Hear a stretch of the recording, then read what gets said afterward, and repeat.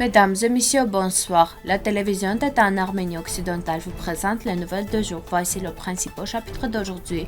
L'approche des structures étatiques turques face aux problèmes des Arméniens convertis. Le sabotage de Bakou et du terrorisme RA-MEU, toponyme d'Artsakh, Dizapayt. La Russie et l'Iran lancent un nouveau corridor de transport. Le siège de l'Artsakh pourrait être la prochaine étape du génocide des Arméniens. Telegram, Gazette. Le village de Vagefle touché par le 16e. L'artisanat en Arménie occidentale au travail de la pierre. Les structures étatiques de l'Arménie occidentale occupée s'intéressent également aux problèmes des Arméniens crypto et islamisés. Ceci est démontré par les données détaillées apparaissant de temps à autre dans la presse et les bulletins analytiques sur les lieux de résidence actuels des Arméniens convertis, leur nombre et le processus qui se déroule entre eux.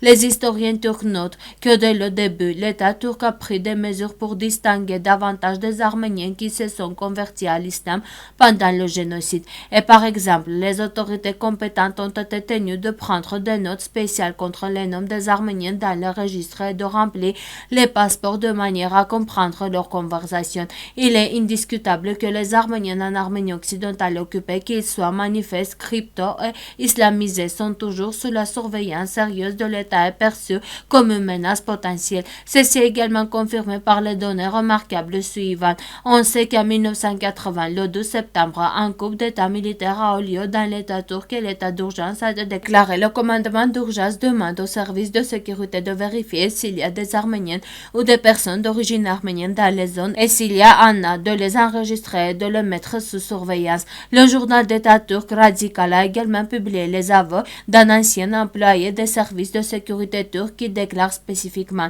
nous avons reçu un ordre écrit du commandement des urgences. Nous avons étudié la région sous notre responsabilité, demandé s'il y avait des citoyens d'origine arménienne là-bas. C'était la période de l'état d'urgence. Tout le monde avait peur et comme les Arméniens étaient considérés comme des séparatistes, s'il existait, personne n'osait les cacher. L'article complet est disponible sur notre site web.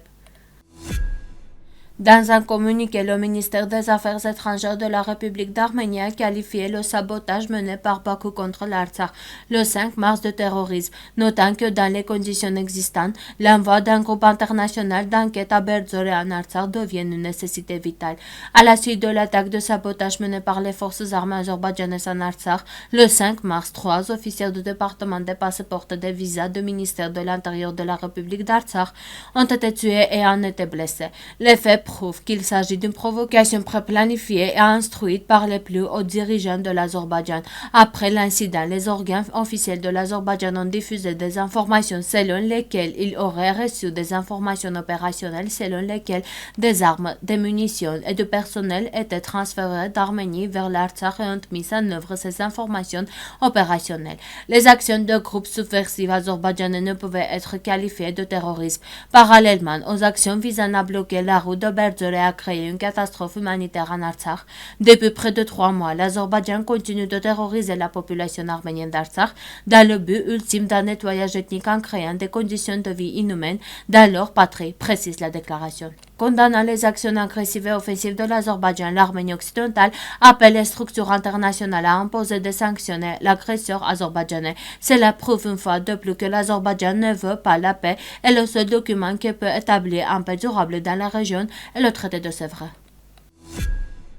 L'un des plus hauts sommets d'Artsakh, Dizapayt, est également situé à Hadrut. Il était également considéré comme un lieu saint qui attirait de nombreux pèlerins et voyageurs non seulement d'Artsakh, mais aussi du monde entier. Les pèlerins gravissent la montagne principalement en été. Selon la tradition, au sommet de la montagne, à la place de l'ancien monastère de Kataro, dans les années 330, les enfants du roi Mazak Tsanessan et de nombreux chrétiens convertis par saint, la petite fille de Grigor Dusavoric, le premier évêque du monde Artsakh Grigoris. Les nouveaux croyants étaient entassés comme du bois et brouillés. D'autres légendes ont été tissées sur les martyrs. Les Arabes qui ont envahi l'Arménie ont appelé la montagne Ziarat, ce qui signifie sanctuaire en arabe. Le projet d'intégration Meridian-Eurasia est né en Transcaucasie et en Iran, ce qui entraînera de grands changements non seulement au Moyen-Orient mais aussi dans le monde entier. Le vice-ministre iranien des Transports Shahriar Avandizadeh a tenu une réunion avec des partenaires russes par vidéoconférence. Les parties ont discuté de l'achèvement du projet de connexion ferroviaire continue de la section Resht-Astara du corridor de transport nord-sud, long d'environ 160 km. Ce tronçon longe la côte de la mer Caspienne à travers le territoire de l'Iran jusqu'à la frontière avec l'Azerbaïdjan. Cela s'est produit 2 jours après que le ministre russe des Affaires étrangères Sergei Lavrov a annoncé à Bakou que les participants au projet avaient commencé sa mise en œuvre pratique. L'Iran a soumis sa proposition de mémorandum avec ses articles décrivant comment Téhéran considère l'implication de Moscou dans le projet. Nous parlons de problèmes spécifiques liés à l'exécution et à la conception des travaux d'ingénierie le long de la route, y compris la construction de 22 tunnels et de 15 ponts spéciaux. Lisez l'article complet sur notre site web. Un prêtre américain de nationalité arménienne, Gary Shahinian, pasteur de l'église fédérale de Charlton, a écrit un article sur les pages du périodique américain Telegram Gazette dont nous citons des extraits. Le gouvernement azerbaïdjanais, un régime hautement répressif et tyrannique, promeut depuis longtemps la haine arménienne officielle et a menacé à plusieurs reprises d'occuper de force non seulement l'Artsakh, mais aussi Yerevan et d'autres régions d'Arménie, qu'ils prétendent être l'Azerbaïdjan occidental. L'Artsakh a été arbitrairement cédé à l'Azerbaïdjan soviétique par Joseph Staline en 1923. Staline a pris cette décision malgré le fait que l'Artsakh est arménienne depuis 2500 ans. Il fait partie de la patrie arménienne historique dont 95% de la population était des Arméniens natifs au moment où il a été remis à l'Azerbaïdjan. Le 27 septembre 2020, les forces armées azerbaïdjanaises ont attaqué les civils arméniens d'Artsakh. Ils ont été aidés par les forces armées corrompues du président turc Recep Tayyip Erdogan. Pendant des décennies, l'Azerbaïdjan a détruit les sites chrétiens les plus sacrés de la région. Il promeut activement la campagne de destruction de la culture arménienne comme cela a été fait au Nakhitchevan, où plus de 500 000 Arméniens vivaient en 1920, mais où il n'y a aujourd'hui aucune trace d'héritage ou de population arménienne. Les enfants azerbaïdjanais apprennent officiellement la haine arménienne dans les écoles. Le dictateur azerbaïdjanais Ilham Aliyev a clairement indiqué qu'il souhaitait que la route de Sunik traverse l'état souverain d'Arménie et relie l'Azerbaïdjan et le Nakhitchevan, que l'Arménie le veuille ou non. Si l'Arménie le veut, le problème sera résolu plus facilement. S'il ne veut pas, alors nous le résoudrons par la force. Le siège de l'Artsakh pourrait être la prochaine étape du génocide des Arméniens coordonné par le gouvernement turc. L'Azerbaïdjan veut clairement déraciner la population arménienne d'Artsakh. C'est une manifestation du génocide. Parmi les 6 villages arméniens qui sont formés autour de Moussaler en Arménie occidentale et ont mené l'une des batailles d'autodéfense les plus mémorables du XXe siècle, Vagefle est le seul encore habité par des Arméniens chrétiens. Il y a beaucoup d'idées fausses sur le village de Vagefle. Tout d'abord, ce beau village n'est pas le seul habité par des Arméniens de souche en Arménie occidentale occupée.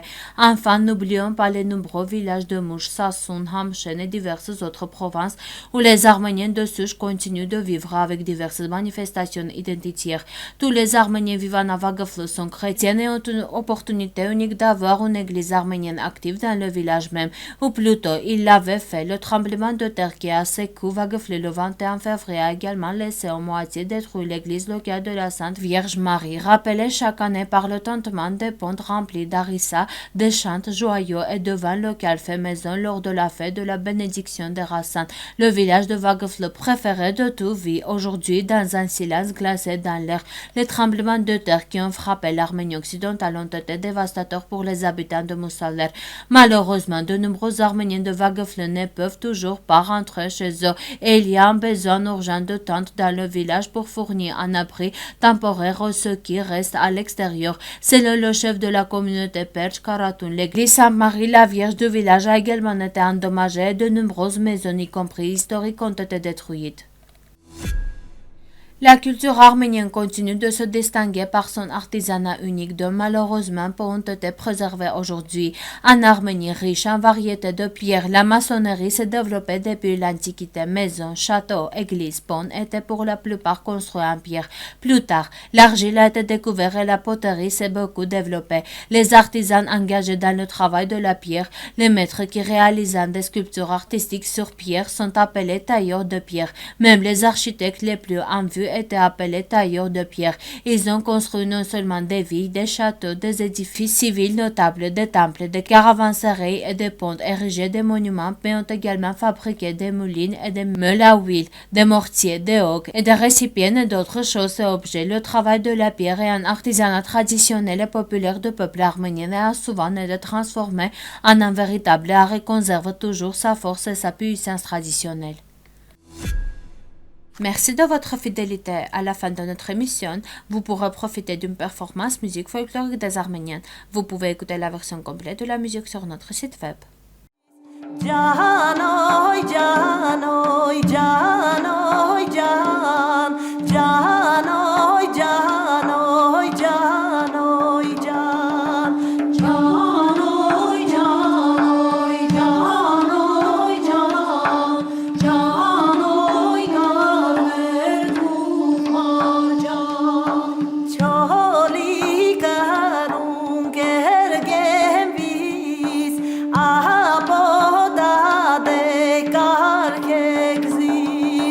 Չարչի մարդու